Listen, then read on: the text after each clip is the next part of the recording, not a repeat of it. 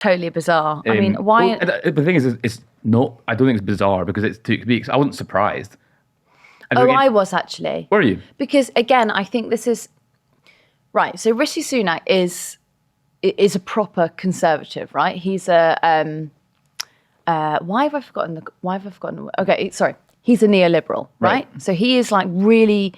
He's into the fiscal. Mm-hmm. I don't understand why he's getting himself involved in all of these little culture arguments. Because I think I actually think that's what he is. Do you? I think he's both. I don't think he is. Well, look at his cabinet. Yeah. Kevin Badenoch. That's why he put them in there, so he didn't have to do it. But he's also enabling them to do it. Yeah, but no, I would actually say he was facilitating. So, but then he's allowing them to have the platform to make these arguments. Mm-hmm. I think he has to take a lot of responsibility for the rhetoric that is used around trans people at this conference. You had, what was his name, Andrew Boff, a senior gay conservative in London. Ran for mayor of London once, yeah. Removed from Suella Braverman's speech for saying gender ideology doesn't exist under his breath. And that's on his watch. I think he's very, very culpable for this. And then also, he said it in a speech. I don't think anyone should be surprised by the anti-LGBT rhetoric coming out of the Conservatives. I think that's going to be... Also, this is something I wanted to make a point about all these policies. It's stupid making these... they're not going to be in power long enough to make... They know these policies aren't going to win them the election. Right. What they think might win the election is we're the party of anti-trans people and trying to turn trans rights into this political football, and that's going to be the dividing line they try to make with Labour. And I think that was mask off. We are not. That's who we are. Mask off, yeah. I thought it was we are the bollocks and dangerous. Yeah. And trans people have so much shit to put up with in this country. Well, let's read what he said. So he said, we shouldn't get bullied into believing that people can be any sex they want to. They can't. A man is a man and a woman is a woman. That's just common sense. But to rapturous applause, it's like, really? Yep. Right now, when you've got an NHS that is crumbling, you're sitting on nearly 8 million person long waiting list. You've got the schools are caving in. You've got a hell of a lot of people in the country using food banks regularly. Really? You think this is the big one? This is the big thing that's pressing us? Also, it was announced that trans women wouldn't be allowed to use women's awards and vice versa. Yeah, that sucked. That's not the reason for the NHS backlog. Is that no one can get onto awards. Yeah. It's an absolutely insane thing. I think it's sad. It just makes me sad for trans people. I think it kind of sucks. Yeah, of course it does. It's like, who are the, it's like one of 2 only acceptable groups now to publicly be discriminated against. Presumably, I'd say the Roma are the other. I think that's fair. Yeah, because you can imagine Sunak making a similar comment about Roma people. Well, Lee Anderson tried to, didn't he? Yeah. Yeah. But then I think they were like, well, maybe we should leave that for a whole minute. But, maybe we'll deploy that later in the election cycle, whatever. Yeah, it does. It feels a bit dirty and it feels quite cheap. It's like, Sunak, you're better than this. You are. I don't think he is. You've already done so many terrible things. Stick to those. Yeah. I don't know. It just sucks. I think people should be talking about it more because instead of just parroting it, I think there needs to be engagement with the argument and criticism of it and calling it out for what it is. Well, it's sort of like, it's the absolutes that they discuss it in, right? Mm-hmm. So you'll have all the extremes of the argument. So it's like when there was that the Scottish prisoner, the Scottish rapist, and that was headline news, and that is used as the example of why now trans people shouldn't be allowed into female prisons or whatever.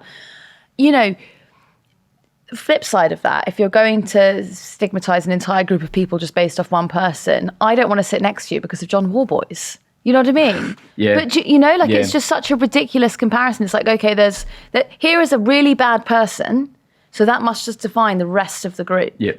Right? So you might not want to sit next to me because of Myra Hindley. Oh, really? Is that how you see me as? I was thinking more of a Rose West, but what is the material difference between? They're similar people, are they not? I guess so. Female murderers. Yeah, well, anyway, it doesn't represent the rest of the gender, right? The Conservative Party is a party of, it is a broad church, right? And it is, I'm probably going to get slated for this in the comments, but just try and have a little bit of nuance. But, you know, it has been very welcoming to the gays in the past, right? It has been quite a home or a safe space. In the recent past. Yeah, in the recent past. Sorry, I'm talking Cameron Tories. Like from 2010 onwards. Yeah, and you know, it's been a good home or a good political party to be in if you are LGBT, right? Mm-hmm. That's obviously changed in the last couple of years, but it has been good for that. It's also a very good party to be in if you are a first generation immigrant. It is very welcoming. You cannot look at the front bench of the Conservative Party compared to the front bench of the Labour Party and say that it's the Conservatives who have a problem with diversity in the party, because they clearly don't, right? It does welcome people from, you know, whatever. Mm-hmm. I couldn't finish that sentence. I was trying to think where I was going with this. Oh, yeah. So I don't really understand how the culture war tallies with all of that. I think it tallies because I'm not sure that the representation on the front bench is the best metric of diversity. No, of course it's not. Of course it's not. It's actually a terrible metric for it because, you know, people are pushed to the forefront because they'd like to project, but they are still trying to project something, right? And you can make many arguments about what that is. You know, why have you got Suella Braverman fronting the "we're closing the borders," you know, directive? You can make many, many arguments about it. However, my genuine belief is that a lot of these people are actually very concerned fiscally about being a one nation Tory and not interested in the culture war. I disagree. Good. Kind of last point, I suppose. Sam Coates wrote an article today for Sky suggesting he thinks, there's been the allegations of entryism into the Conservative Party regarding the kind of the culture warriors, etc. Do you buy that? Say that again. He's suggesting that there's been, like, you know how everyone accused Labour of having an entryist phenomenon of the people who were backing Corbyn. No. You know, we'll cut this bit out, but like, he's basically accusing new members of driving the party to the right. Oh, okay. In the same way that way. That momentum. I thought you were talking about how Suella Braverman had like a bit of a trade union. Oh, no. Oh, okay, that's interesting. So he thinks that the new members are driving that. MPs have suggested that to him. That's so interesting. So we've got that bit out up till... No, I think keep it all in. I think it's good. Okay. I like us working through that. Okay. But what do you think? Like, I don't really buy that. Okay, so back on what I was trying to say, I think the one policy that the Conservatives have put out over the last 13 years that every Tory member is genuinely willing to defend is austerity, right? That's where they are. That's where they're classists, right? They are. That's why they are Conservatives, because they have money and they would quite like you not to have money so that they have more money. That is them. When it comes to trans people, I actually don't think the average member would be interested in that. That's actually maybe a good point. Yeah. Yeah, because how interested is anybody in anyone's right to identify? Yeah. That's actually maybe a good point. But then I suppose, regardless of what they think privately, they're enabling the rhetoric of the party. Yeah, of course they are. But that's what I meant by I'd like to see some polling about how many of them actually care about it. That's a good point.